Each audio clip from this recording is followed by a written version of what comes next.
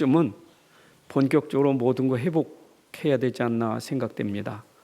그래서 예배도 다 회복되고 뭐 식사라든가 찬양이라든가 교회 행사라든가 이런 부분도 뭐 국가에서도 4월 중에 이제 모든 게 다 이렇게 하니까 이제 교회도 그렇게 해야 되지 않겠나 하는 생각이 들고 있습니다.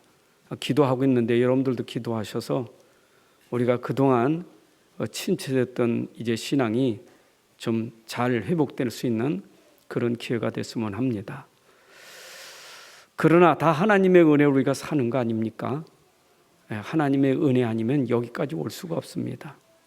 우리가 사는 게 다 하나님의 은혜죠.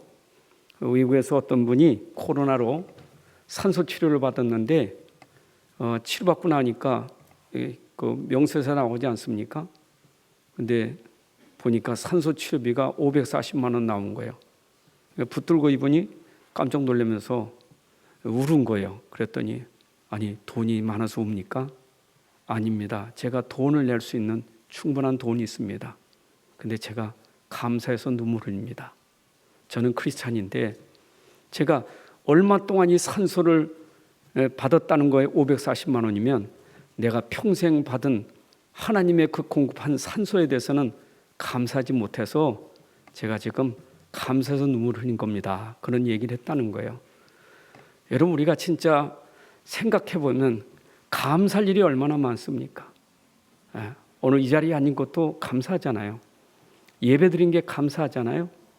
여러분들 잘 살기는 감사하지 않습니까? 저 전쟁터를 보십시오. 유수 시간마다 보여주고 있는 저 우크라이나 전쟁 현장을 보면 얼마나 비참합니까? 그래도 우리는 예배 마음껏 드릴 수 있는 환경이 있어야 얼마나 감사합니까? 그죠? 여러분들 아무리 어려워도 지금 굶는 사람 없잖아요. 어쩜 우리 동남아 지역에서 이쪽 아시아 지역에서 우리나라가 선진국 아닙니까? 우리 70년대만 해도 필리핀이 더 잘 살아서 우리가 도움을 받았다고 하지 않습니까? 뭐 어떤 분의 장충체육관은 필리핀에서 지어준 거라고 맞는지 틀린지 모르겠지만 그 정도로 우리나라가 그런 원조를 받고 살던 나라가 지금 얼마나 잘 삽니까? 왜 그렇습니까? 저는 답이 이거라고 생각해요. 우리나라는 그래도 복음 가진 사람이 있기 때문에 하나님이 축복하신다고 믿습니다. 여러분들이 복음은 아무것도 아닌 게 아니에요. 진짜 이 복음은요, 여러분 자신과 여러분 가정과 여러 현장을 모두 회복하는 게 복음이에요. 그래서 우리는 이 복음의 은혜가 날마다 돼야 돼요. 이 은혜 없이는 살 수가 없어요. 육신적인 은혜만 얘기하는 게 아니에요. 여러분 영적으로 하나님의 은혜 받지 않으면 살 수가 없어요. 그래서 내가 너희를 권하노니 하나님의 은혜를 헛되이 받지 말라. 고린도서 6장 1절에 은혜 줄 때 은혜를 헛되이 받지 말라. 은혜도 받을 때가 있는데 받을 때 놓치면 그게 헛된 시간이에요. 여러분 오늘도 이 시간은 여러분들에게 은혜 주시는 날인데 내가 은혜를 놓치면 은혜를 헛되이 여기는 거 아닙니까? 제가 메시지 전할 때마다 물론 하나님 은혜로 전달되지만 듣는 분들이 전달된 메시지 은혜 받게 하는 거 아닙니까? 근데 제가 경기 남부 아르투시 가서 거기는 비대면이니까 그 세 분 나오셔요. 세 분 나오는데 사실은 경기 지역에 있는 남부 지역에 있는 모든 분들이 듣게 하는 거거든요. 근데 아니 이게 영상이 고장 나버린 거예요. 끝날 때까지 고장 나버린 거예요. 세 명도 물론 중요하지만 그 세 명보다 더 중요한 건 그 지역에 있는 모든 분들이 은혜 받게 하는 건데 이게 안 되니까 조금 많은 속상하더라고요. 근데 오늘 교회도 보니까 새벽 예배 때 영상이 고장 나니까 한쪽으로는 조금 속상해. 몇 분이 나오셔서 은혜 받았지만 비대면 시대에 우리에겐 영상이 얼마나 중요한데 이 영상이 끊어지는 게 참 그렇잖아요. 그래서 앞으로 좀 영상도 안 되면 장비를 바꾸든지 뭔가 대책을 세워서 이런 일이 자주 되면 안 돼요. 진짜 우리가 비대면 시대에 은혜가 끊어지지 않도록 해야 되거든요. 하나님이 공급하시는 은혜의 시간이, 강단을 통해서 주신 은혜의 시간이 절대 놓쳐지면 안 돼요. 우리가 일주일에 한 번 은혜 받고 살 수는 없잖아요. 우리는 날마다 은혜 받아야 돼요. 그래서 지금이 은혜 받을 만한 때요, 지금이 구원의 날이로다. 고린도후서 6장 2절에 지금이 은혜 받을 때고 지금이 구원의 날이다. 여러분, 은혜 받아야 구원 받아요. 하나님의 은혜가 임하에 내가 구원 받을 수 있는 거예요. 은혜가 아니면 절대 구원 받을 수 없어요. 하나님이 은혜로 주신 말씀, 복음, 그리스도로 말미암아 우리가 구원받는 거예요. 구원받은 사람이 은혜 받아야 그 구원의 축복을 누릴 수 있는 거예요. 그러니까 우리가 구원받았다는 것이 얼마나 큰 축복인지 아셔야 돼요. 구원의 축복을 모르면 안 돼요. 불신자가 모르고 사는 게 뭐냐? 구원을 모르고 사는 거예요. 구원이 자격이 필요 없어. 꼭 구원 받아야 돼? 구원 안 받아도 잘 사는데? 불신자 생각이거든요. 구원받은 여러분들은 다른 사람이에요. 구원받지 못한 현장을 보면서 내가 구원받은 축복이 얼마나 큰지. 그 구원은 어떻게 우리에게 이루어졌어요? 하나님이 보내주신 그리스도로 말미암아 구원이 되어진 거예요. 그래서 에베소 1장 3절부터 14절에 우리를 구원하신 하나님이 말씀으로 약속하셨고, 그 약속을 따라 그리스도가 오셔서 십자가에서 죽으심으로 우리 죄를 대속하신 거예요. 그리고 이 사실을 성령께서 우리에게 깨닫게 하시고 믿게 하셔서 우리로 구원받게 하신 거예요. 성삼위 하나님을 통해서 하나님 말씀 속에 약속되게 기록된 그 말씀으로, 그리고 말씀이 실현되어 오신 그리스도로 말미암아 우리가 받은 것은 우리 힘으로 행위로 된 것이 아니라 하나님의 은혜, 믿음으로 말미암아 구원받아 하나님 자녀가 된 거예요. 여러분, 정말로 예수님이 그리스도시다. 그분이 아니고는 절대 구원받을 수 없어요. 사복음서에서 예수님이 그리스도심을 증거하고 있지 않습니까? 사도행전 1장 1절이 전에 내가 너에게 기록된 말씀이 뭡니까? 먼저 쓴 글이 누가가 쓴 글 아닙니까? 그럼 누가가 쓴 글이 뭡니까? 예수는 그리스도시다. 이것이 바로 누가복음이에요. 그러면 예수님이 그리스도가 되심이 구약 성경부터 예언됐던 그분이 오신 걸 말하는 거예요. 여러분, 진짜 그리스도를 알아야 돼요. 그리스도 아니면 안 돼요. 그리스도 아는 종, 진짜 오직 그리스도가 아니고는 안 된다니까. 그래서 우리는 그리스도가 우리 인생의 답이고 모든 것이에요. 그러면 내 안에 그리스도가 오셨다면 당연히 여러분 속에 임하는 축복이 뭐냐? 하나님 나라예요. 우리가 세상 나라 살고 있지만 영적인 세계가 있잖아요. 세상 나라는 육신 나라지만 육신 나라 살면서 우리는 영적인 세계가 있다니까.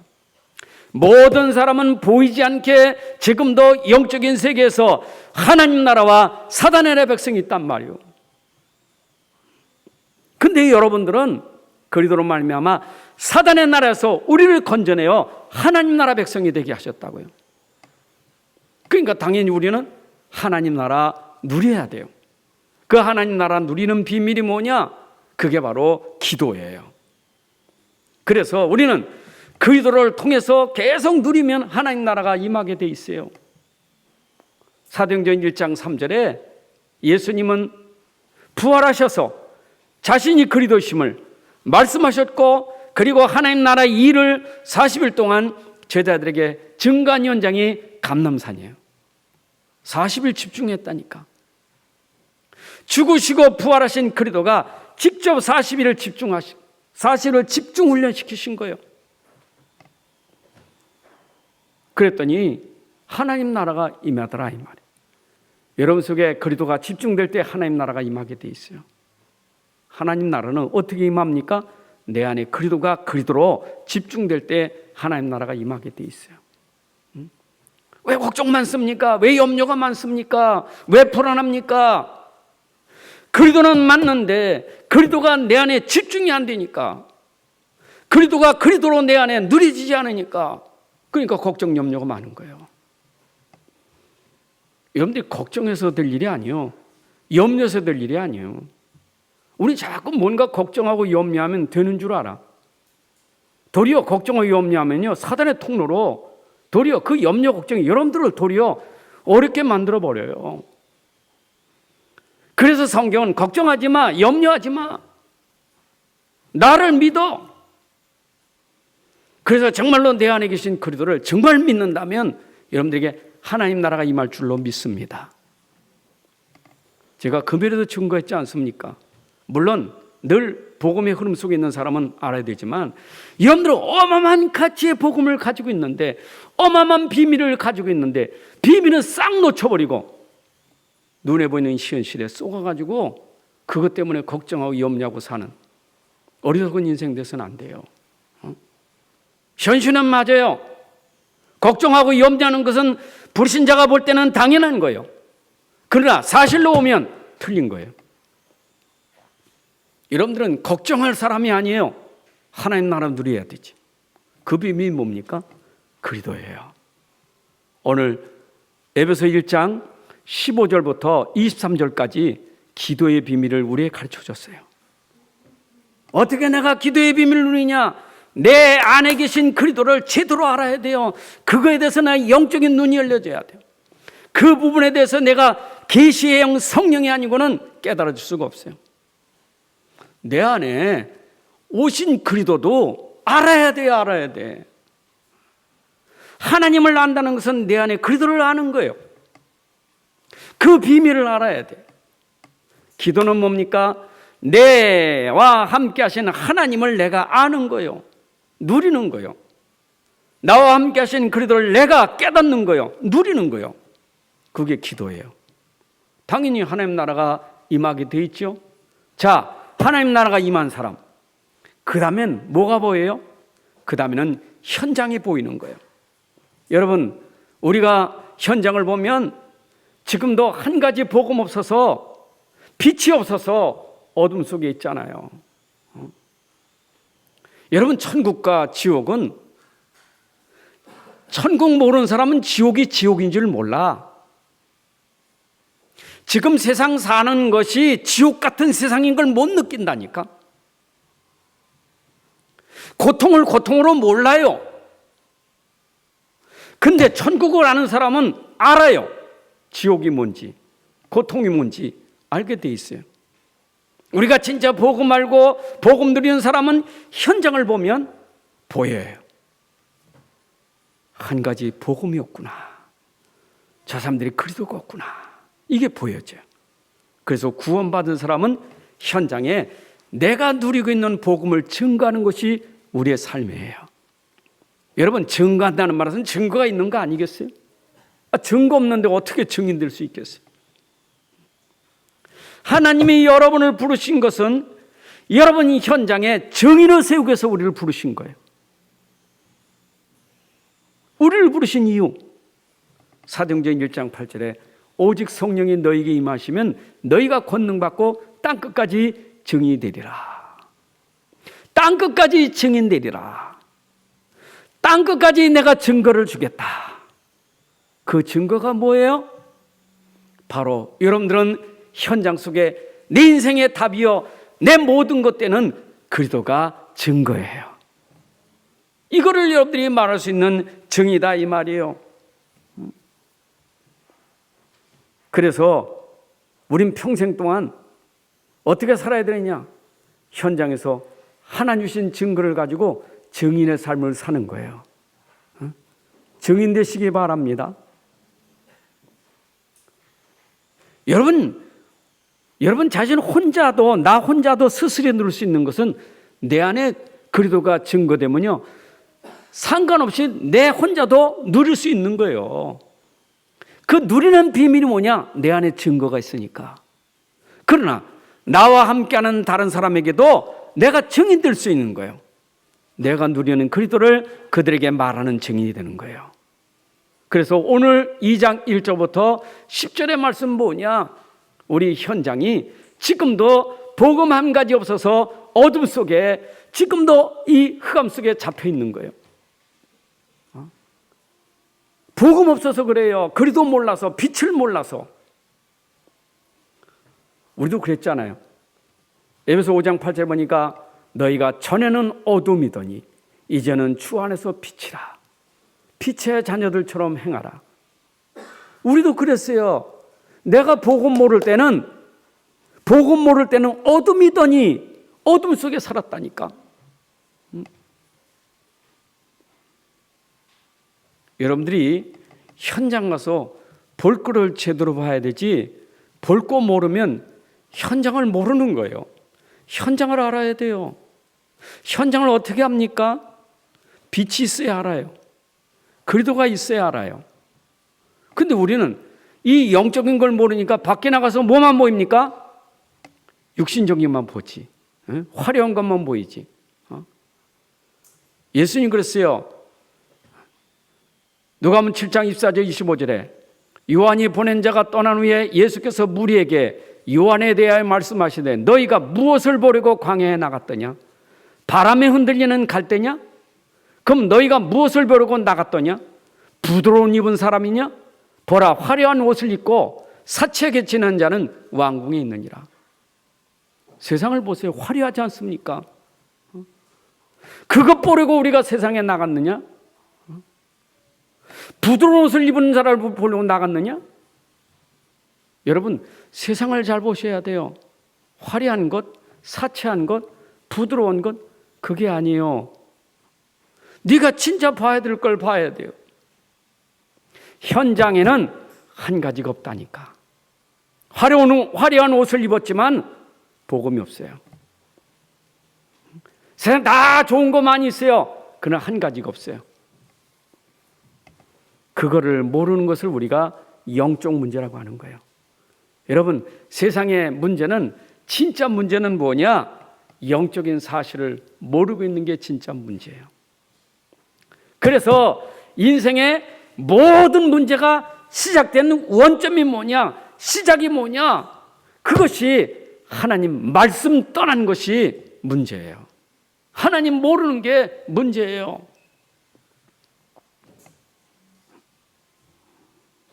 하나님 떠났다. 그 말은 하나님을 믿지 않는다 그 말이에요. 하나님 믿지 않아. 하나님 불신이요. 그래서 이 땅의 모든 문제는 하나님 믿지 않는 불신에서부터 오는 문제예요. 요한복음 16장 19절에 이런 말씀했어요. 예수께서 묻고자 함을 아시고 이르시되 내 말이 조금 있으면 나를 보지 못하겠고 조금 있으면 나를 보리라. 너희가 서로 문의하느냐? 그러므로 죄에 대한은 뭐냐? 너희가 나를 믿지 아니함이라. 여러분, 요한복음 16장 19절에 믿지 않는 불신이 죄라 이 말이요.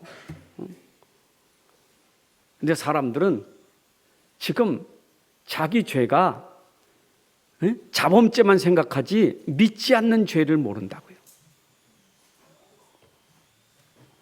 여러분, 믿지 않는 불신자는 뭐냐? 하나님 말씀을 믿어야 되는데 말씀에 내 마음이 맞춰지질 않은 거예요. 말씀을 벗어난 거예요. 말씀을 벗어난 거, 그게 죄예요.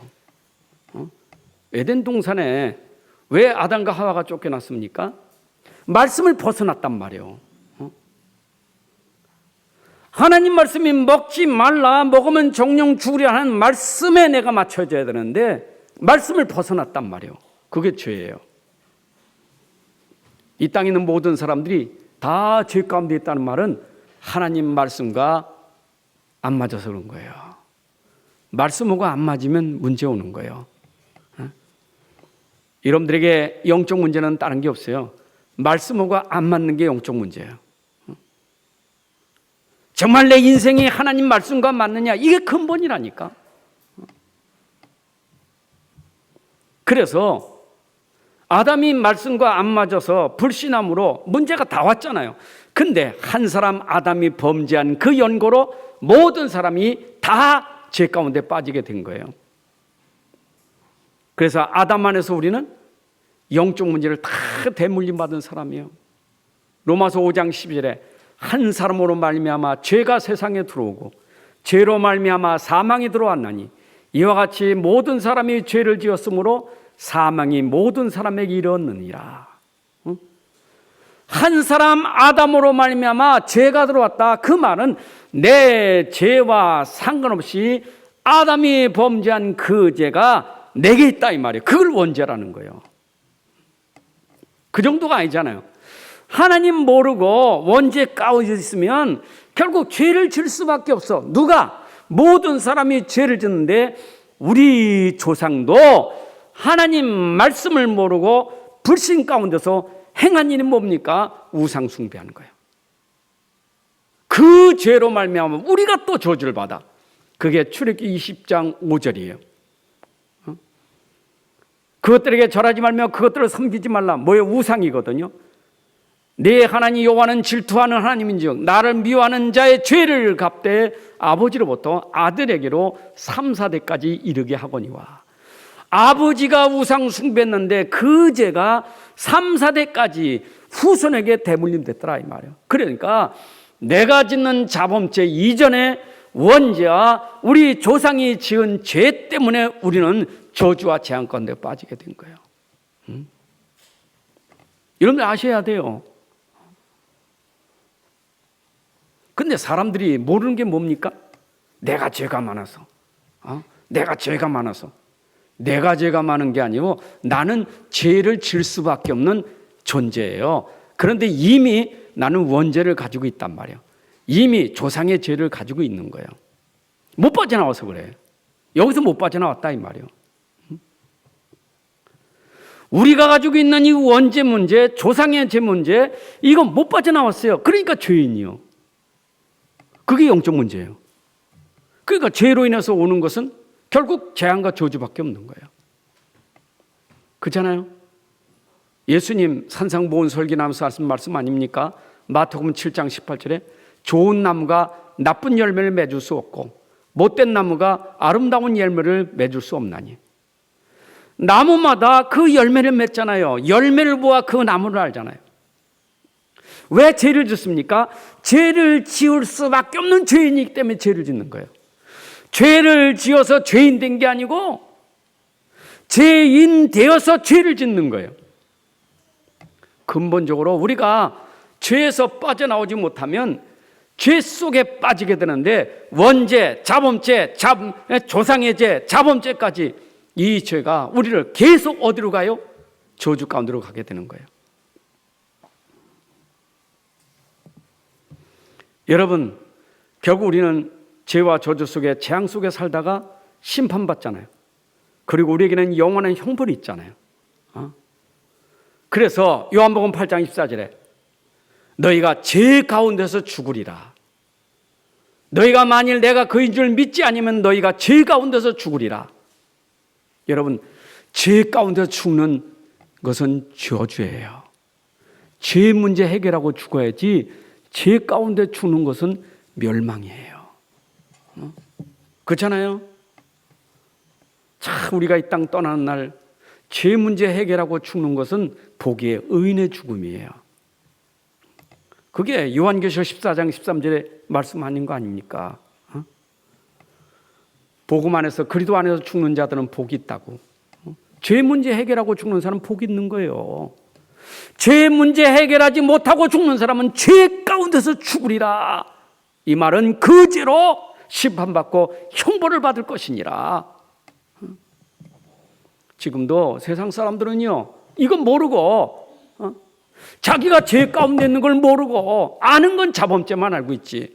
죄 가운데 있는 걸 모르고 죄 가운데서 지금도 계속 살고 있는데 어느 날 인생 떠난 날 그 죄 때문에 심판받는 거예요. 죄가 많고 적은 게 문제가 아니에요. 안 그래요? 심판은 죄가 크다 작다가 아니에요. 죄가 많다 적다가 아니라니까. 그러니까 불신자가 모르고 이순신은 천국 갔고 죄 안 져서 저렇게 좋은 일 했으니까 천국 갔다고 말하는 거 아니에요. 공자님이 천국 갔다는. 그러니까 기독교는 싸잡아서 욕하잖아요. 기독교인들은 못돼 먹었는데 예수 믿고 구마다 천국 간다고. 이분들이 뭘 모릅니까? 죄를 모르는 거예요. 주님이 말하는 죄는 말씀을 떠나는 거예요. 하나님을 떠나는 불신이에요. 그게 이미 원죄 가운데 있는 거예요. 그게 이미 자범죄를 질 수밖에 없는 거예요. 그런데 이 문제가 가지고 있을 때 그 상태가 어떤 상태냐? 그게 바로 에베소 2장 1절에 허물과 죄로 죽었다 그랬어요. 허물과 죄로 죽은 사람이다 이 말이에요. 이상하지요. 죄졌는데 죽은 사람이래. 여러분, 성경이 말하기를 이 죄로 죽었다는 말은 원죄 가운데 있을 때 죽은 자예요. 자범죄 때문에 죽은 게 아니라 원죄로 죽은 자예요. 원죄로. 아담 안에서 죽은 자라 이 말이에요. 모든 사람이 죄를 범하였음에 모든 사람은 죄 가운데서 다 죽은 자예요. 우리도 죄 가운데서 죽어 있을 때 하나님 우리를 살리신 거예요. 맞죠? 지금도 이 땅에는 죽은 자 산 자가 있다니까. 그 기준이 뭡니까? 기준이 진짜 복음하느냐 모르느냐, 하나님 만났느냐 안 만났느냐 기준이에요. 영적 문제 해결 못하면, 하나님 만나지 못하면, 말씀 모르면 죄 가운데 죽는 거예요. 그 상태입니다. 여러분, 이 죄 가운데서 죽는 이 상태가 절대 불가능한 상태예요. 벗어날 수 없어요. 아무도 벗어날 수 없어요. 누가 이 문제에서 우리를 해결할 수 있겠어요? 인간은 한계가 있다니까. 절대 못해요.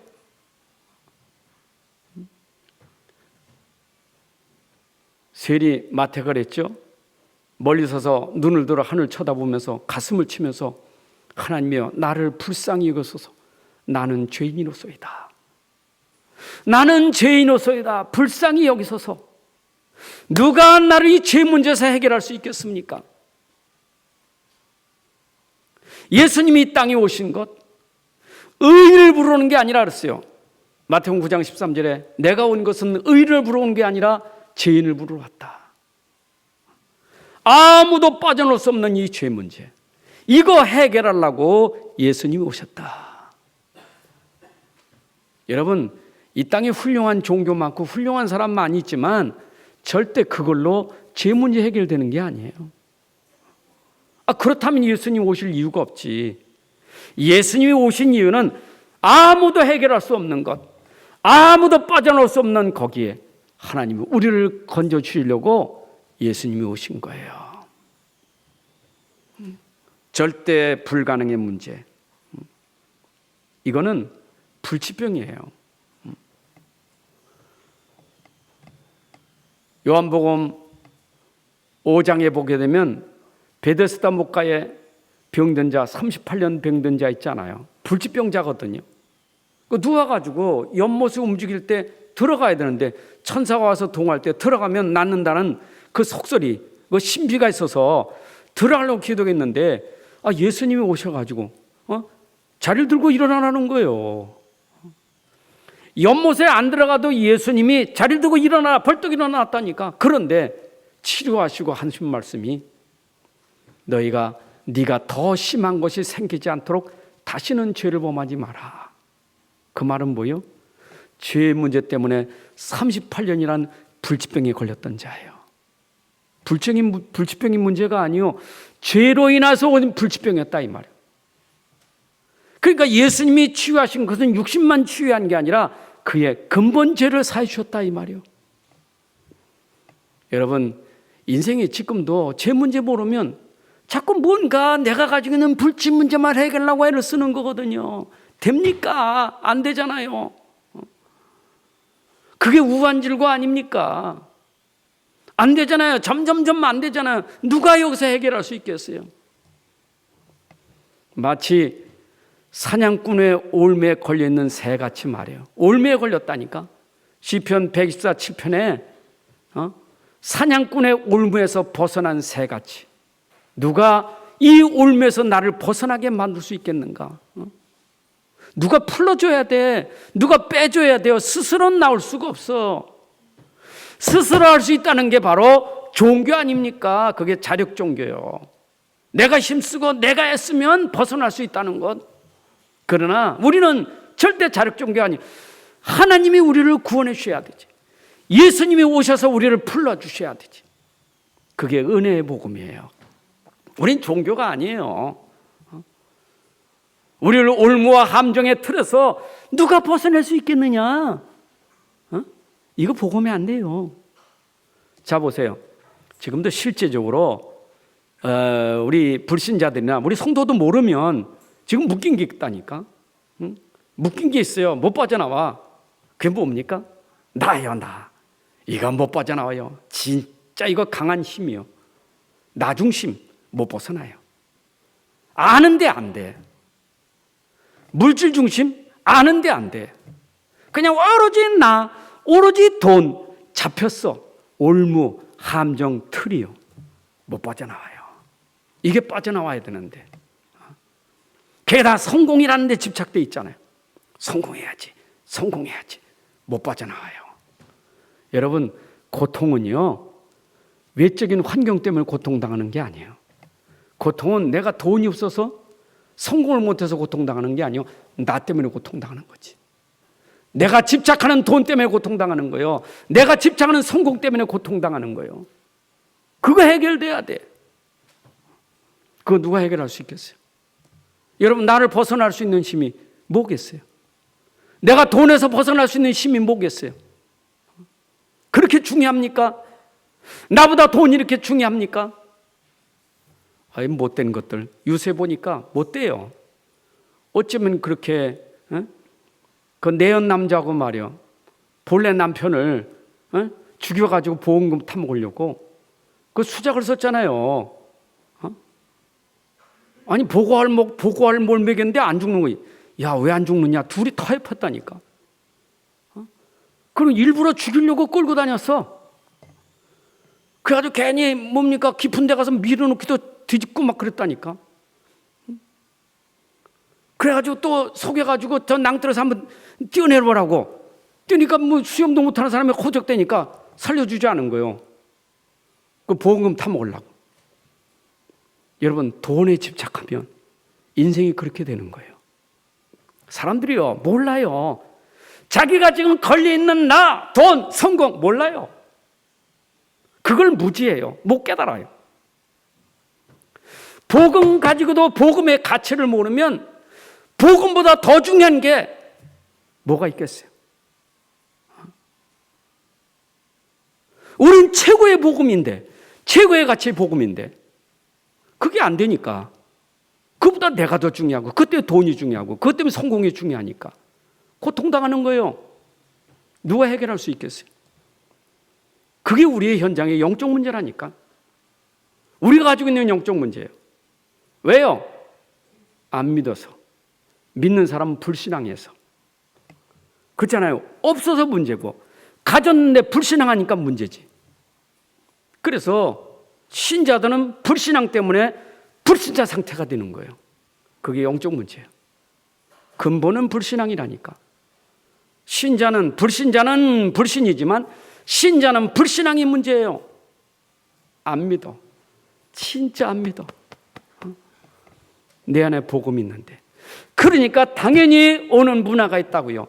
여러분, 영적인 문제는 당연히 영적 문화가 흑암 문화예요. 현장의 문화를 보십시오. 어떤 문화입니까? 세상 풍속을 따라가는데 에베소 2장 2절에 그때의 너희는 그 가운데 생하여 세상 풍조를 따르고, 세상 풍속 따라간다니까. 세상 속에서 구원받은 우리가 모르니까 세상을 따라가는 거예요. 세상 풍속을 따라가는 거예요. 이게 바로 우리가 속고 있는 거예요. 여러분, 세상 문화 보십시오. 그 문화가 어떤 문화입니까? 세상에 집착하는 문화예요. 그래서 세상에 중독된 문화예요. 사람들이 중독됐다니까. 마약 중독, 음란 중독, 도박 중독, 알코올 중독. 그 중독도 중독이지만 여러분이 집착해 있는 것도 중독이요. 복음보다 다른 것에 집착해 있다니까. 그 중독이에요. 사람이 딱 집착되면요, 아무 생각 없어. 밤에도 그거 낮에도 그거 24 그러니까. 여러분들이 진짜 축복 누리려면 내가 24 하나님 되고 24 말씀 되고 24 복음 돼야 그게 건강한 건데, 그건 다 잊어버리고 오직 내 거에 집착되어 있는 중독이요. 그게 세상 문화요. 세상이 다 그렇잖아요. 세상이 싸움은요, 결국 그런 싸움이요, 전부 내 것 더 싸우는 거예요. 내 것 가지고 싸운다니까. 내 것 네가 건드려? 어디 감히 손해볼 수 없어요. 그래서 세상 문화는 싸움 문화예요. 결국 전부 이기주의 자기중심이니까. 그게 흑암 문화라는 거 아닙니까? 결국은 세상 보세요. 문화가 다 뭔가 보세요. 다 자기를 위해서 만든 거 아니에요? 종교가 왜 있습니까? 자기를 위해서. 우상이 왜 있습니까? 자기를 위해서. 다 인간들이 자기를 위해서 만든 거예요. 여러분들이 하나님 믿나, 하나님도 자기를 위해서 하나님이 되면 그게 우상이에요. 그렇잖아요. 이름은 하나님이지. 근데 자기를 위해서 하나님이라. 내 맘에 맞추는 하나님, 내 뜻에 맞추는 하나님, 그게 우상이에요. 그렇잖아요. 여러분들이 모르면 교회도 우상이에요. 내 맘에 들면 교회, 안 들면 교회가 아니고, 모든 게 내 맘이라. 그게 세상 문화, 흑암 문화예요. 잘 보세요. 세상이 하나님 떠난 사람들이 영적 문제가 뭐냐? 전부 문화가 뭐냐? 자기를 위한 문화예요. 그러니까 만들어진 문화가 뭐냐? 공중 권세 잡은 자를 따랐으니 그랬단 말이에요. 이 공중 권세 잡은 자가 뭡니까? 사단, 귀신 문화 아니에요. 그래서 사람들은 지금도 전부 사단의 종, 귀신의 종이 되고 있잖아요. 사도행전 16장 16절 18절 보니까 기도하는 곳에 가다가 점치는 귀신 들린 여종이 있다. 점술, 뭐에 귀신 들려서 점치는 여자. 따라가는 거예요. 하는 사람이나 따라가는 사람이나 똑같은 거예요. 그게 세상 문화예요. 왜 합니까? 그 점치는 것도 되게 돈벌이거든. 그 점쳐서 돈 얻기 위해서. 그리고 점치는 것도 내가 뭔가 잘 되기 위해서. 결국 전부 자기를 위해서 하는 거예요. 무속 불러다 굿은 왜 합니까? 무당 불러서 굿하는 이유? 그것도 자기를 위해서 하는 거예요. 그러니까 점술, 우상, 미신 다 뭡니까? 이게 귀신 문화예요. 여러분 할로윈데이 같지 않습니까? 그 귀신 분장하고 괴물 분장해가지고 다니면서 사탕 달라고 하는 거, 어린애들한테 그 분장시켜서 돌아다니면서 집 다니면서 사탕 얻어먹는 거 있잖아요. 할로윈데이. 그게 다 귀신 아닙니까? 저는요, 그 아이들 이렇게 어린이 책을 보니까 하여튼 몰라요. 내가 책을 다 보진 않았지만 하여튼 많은 부분이 어쩌면 이렇게 요술 할머니, 그죠? 맛을 이상한 요괴 그런 것들이 얼마나 많은지 몰라. 하여튼 전부 귀신이요, 귀신. 동화책이. 동화의 나라 들어가면 전부 귀신이요, 귀신. 어릴 때부터 애들이 그게 익숙해, 그냥 아예. 그게 지금 세상 문화요. 공중 곳에 잡은 자가 지금도 이 땅에 그렇게 장악하고 있다니까. 맞습니까? 유해지 운동하는 사람들이 지금 다 그렇게 하고 있잖아요. 그러니까 하나님의 진노 아래에 있는 문화가 될 수밖에 없는 거예요. 결국 그러다가 하나님의 진노를 받을 수밖에 없는 거예요. 복음에 복종하지 않고 복음 따라가지 않으면 형벌을 내리라. 데살로니가후서 1장 8절 말씀이에요. 그리고 이런 자들은 주열과 그의 힘의 영광을 떠나 영원한 멸망의 형벌을 받으리라. 하나님의 진노 아래에 있다 이 말이에요.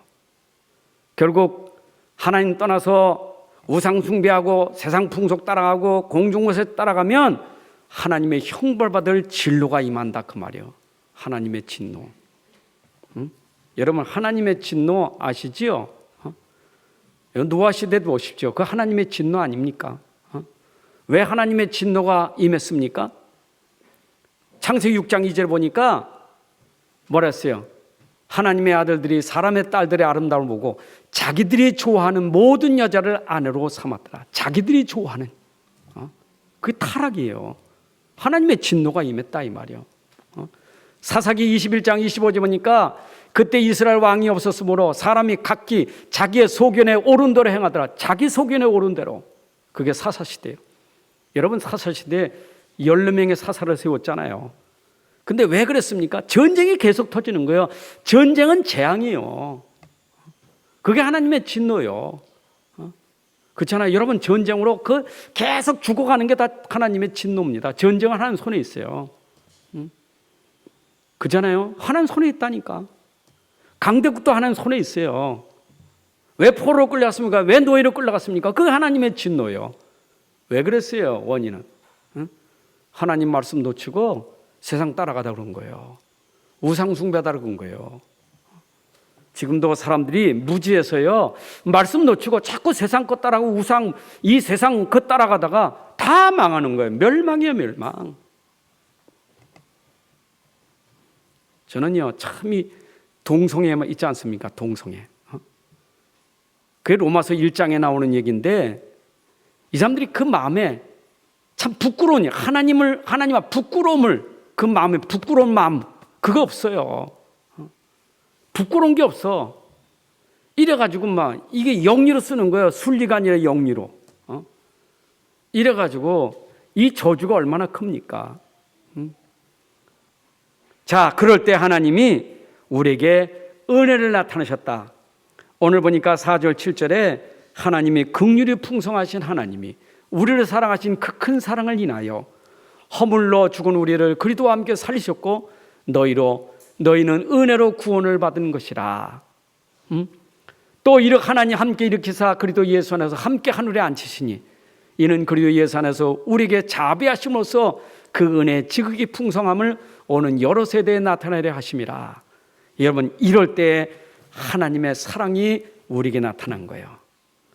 우리가 현장 속에 있을 때 하나님 우리에게 나타난 거예요. 현장에 우리는 증인이에요. 현장의 모든 사람 앞에서 우리는 증인이에요.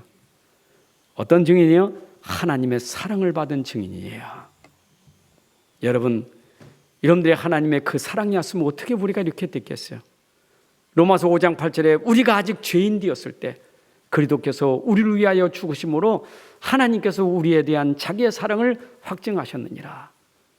우리가 죄 가운데 있을 때, 이런 저주 가운데 있을 때 하나님이 우리를 사랑하사 아들을 십자가에 내어 죽게 하심으로 우리를 구원하신 하나님의 사랑. 여러분들, 하나님의 사랑에 증인 되시길 바랍니다. 여러분들 가는 곳마다 나를 통해서 그 사랑이 설명되는 증인 돼야 돼요. 입으로만 설명하지 말고 몸으로 사랑을 설명하는 증인 돼야 돼요. 사랑이 뭔지, 하나님의 사랑이 뭔지 내 삶을 통해서 전달하는 증인 돼야 돼요. 우리 현장에는 필요한 것이 하나님 사랑이에요. 정말 그리스도의 사랑이 필요해요. 이 사랑을 오늘도 여러분들이 전달하고 몸으로 그 사랑을 보여주는 증인이 돼야 될 줄로 믿습니다. 그리고 이 구원은 하나님의 은혜의 선물이라. 은혜의 선물이요. 오늘 2장 8절 9절의 말씀 보게 되면 그 은혜에 의하여 믿음으로 말미암아 구원을 받았으니 이것은 너희에게서 난 것이 아니요 하나님의 선물이라. 행위에서 난 것이 아니 이는 누구든지 자랑하지 못하게 함이니라. 여러분들이 구원받은 것이 하나님의 선물인 줄로 믿습니다. 갈라디아 2장 16절에 보니까 내가 의롭게 되는 것이 율법의 행위로 말미암아 되지 아니하고 오직 예수 그리스도를 믿음으로 말미암아 우리가 하나님 앞에 의롭다함을 얻게 되는 이 축복을 받게 된 거예요. 허물과 죄로 죽었던 우리들, 죄인이었던 우리를 그리스도를 믿음으로 말미암아 죄인이 아니라 의인이라 의롭다함을 얻는 축복을 받은 줄로 믿습니다. 이게 하나님의 선물이에요. 여러분, 지상의 선물 중에 최고의 선물이 뭡니까? 요한복음 3장 16절에 하나님이 세상을 이처럼 사랑하사 독생자를 주셨으니, 여러분, 세상을 사랑하셔서 우리에게 주신 최고의 선물이 뭐냐? 독생자 예수 그리스도가 우리의 최고의 선물이에요. 여러분, 주신 선물을 받아야 하잖아요. 그게 은혜예요. 어떻게 받습니까? 믿음으로 받아야지. 은혜는 하나님의 표현이고 믿음은 우리의 방법이에요. 하나님이 은혜 주실 때 우리는 믿음으로 받는 거예요. 그게 구원이에요. 근데 사실은 여러분들이 은혜도 하나님 주신 거지만 믿음도 하나님이 주신 거예요. 하나님 믿게 하셔야 믿어지지. 로마서 10장 13절 17절의 말씀 보게 되면 주의 이름을 부르는 자마다 어떻게 돼요? 구원을 얻는단 말이에요. 근데 주의 이름을 부르는 것은 믿음으로 말미암아 구원받잖아요. 그래서 우리가 믿음으로 말미암아 하나님의 자녀가 되고 의롭다함을 얻게 되고 우리가 하나님 백성이 된 줄로 믿습니다. 그러면 우리를 구원하신 목적이 뭐냐? 우리를 구원하신 목적, 우리를 하여금 선한 일을 위하여 우리를 지어주셨다. 선한 일을 위하여. 여러분 오늘도 2장 10절에 보게 되면 우리는 그가 만드신 바라 그리스도 예수 안에서 선한 일을 위하여 지으심 받은 자니 하나님의 선한 일을 위하여 우리가 지음 받으신 자라. 여러분 선한 일은 새 사람이 돼야 선한 일 할 수 있는 거예요. 고린도후서 4장 17절에 우리가 어떻게 됐어요? 그리스도 안에서 우리는 새 사람이 됐지 않습니까? 그리스도 안에서 5장 17절 그리스도 안에서 우리가 새 사람으로 지음받은 자예요. 그래서 우리는 새 사람이 됐기 때문에 당연히 새 사람의 삶이 될 수 있는 거예요. 고린도서 3장 10절에 새 사람을 입었으니 이는 자기를 창조하신 이의 형상을 따라 지식에까지 새롭게 하심을 입은 자니라.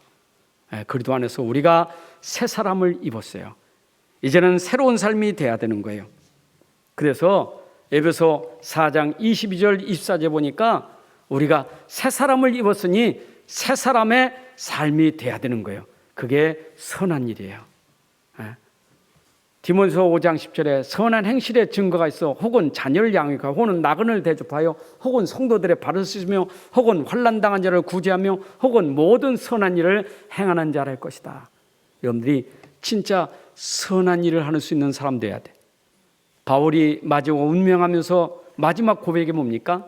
디모데후서 4장 7절에 나는 선한 싸움을 싸우고 선한 일 때문에 싸웠어요.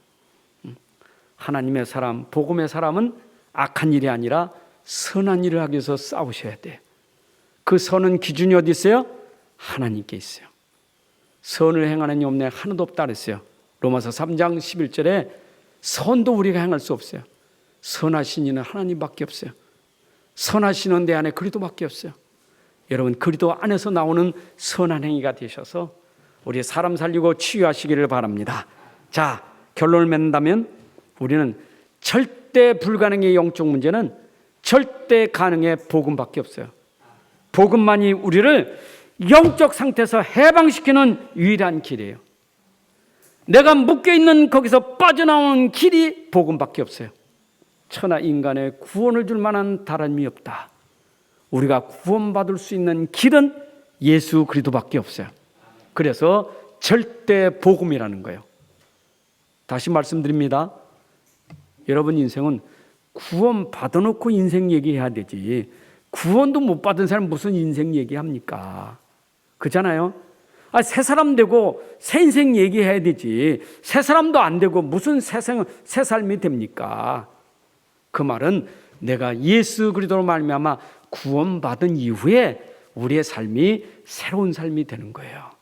그것은 절대 복음밖에 없어요. 자, 절대 복음을 가졌다면 여러분들은 어떻게 살아야 돼요? 지금부터는 절대 믿음이 돼야 돼요. 오직 의인은 무엇으로 살리라? 믿음으로 살리라. 그 믿음의 대상이 어딨냐?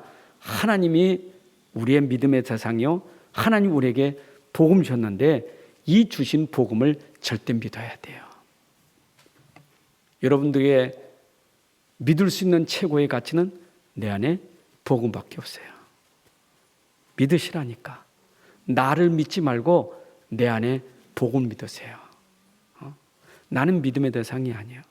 사람 믿음의 대상이 아니에요. 여러분 안에는 복음이 믿음이지. 오직 그리스도를 믿는 그 믿음. 그 믿음만이 여러분을 구원하실 줄로 믿습니다. 여러분들의 삶 속에서 광야길에서도 이 믿음으로 구원받는 거예요. 자, 이 믿음 가졌다면 이 믿음으로 우리가 해야 될 절대 사명이 있어요. 이 믿음 속에서 우리가 해야 될 사명은 뭘까요? 사도행전 20장 24절에 보니까 내가 달려갈 길과 주 예수께 받은 사명, 하나님의 은혜의 복음을 증언하는 일에는 나의 생명을 내가 조금도 귀한 것으로 여기지 아니하노라. 이 복음 증언하는 일에 내 생명 바쳐 살아야 돼요. 이것이 복음 가진 자, 믿음 가진 자가 살아야 될 삶이에요. 마태복음 24장 14절에 이 천국 복음이 모든 민족에 증언되게 하여 온 세상에 전파되리니 그제야 끝이 오리라. 세상 끝날까지 내 평생 내가 가진 복음을 증거하는 일이 우리의 사명이에요.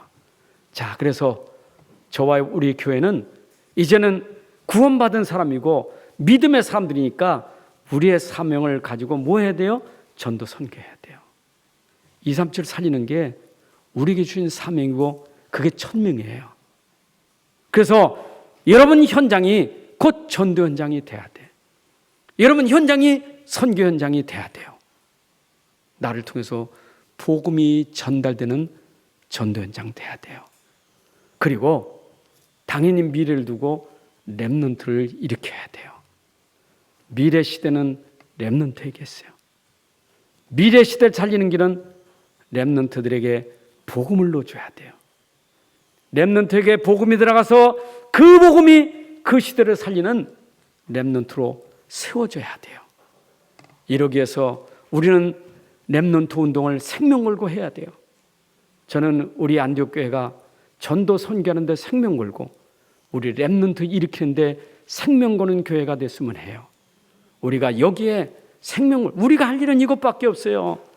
우리는 전도 선교하다 가는 거고 렘넌트 일으키다 가는 것이 우리 인생인데 뭐 하겠어요? 왜 성전 건축합니까? 왜 아르트를 세워야 됩니까? 이유가 있는 거예요. 내용 있는 거예요.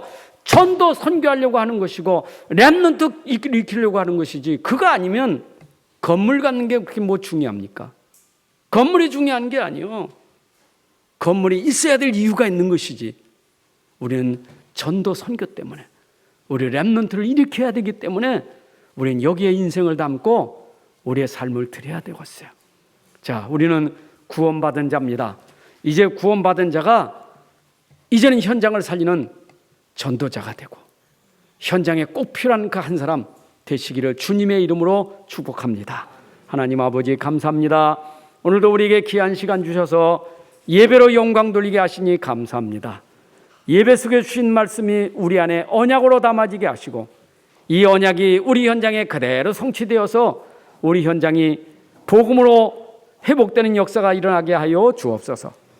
한 가지 복음을 써서 무너지고 있는 현장, 지금도 현장의 문화가 흑암 문화, 멸망 문화 속에 있는데 이들을 건져낼 증인으로 우리들이 세워지게 하여 주옵소서. 가는 곳마다 하나님의 사랑이, 그리스도의 사랑이 전달되게 하시고 그래서 그 영혼들이 살아나게 하여 주옵소서. 여기 우리 인생을 걸고 여기에 우리의 삶을 드릴 수 있도록 은총을 주옵소서. 주 예수 그리스도의 이름으로 기도합나이다. 아멘. 이제는 우리 주 예수 그리스도의 은혜와 아버지 하나님의 크신 사랑과 성령의 인도 역사 충만하심이 오늘 함께 예배하는 주의 자녀들 가정과 산업과 후대 위에 이제로부터 영원까지 함께할지어다. 아멘.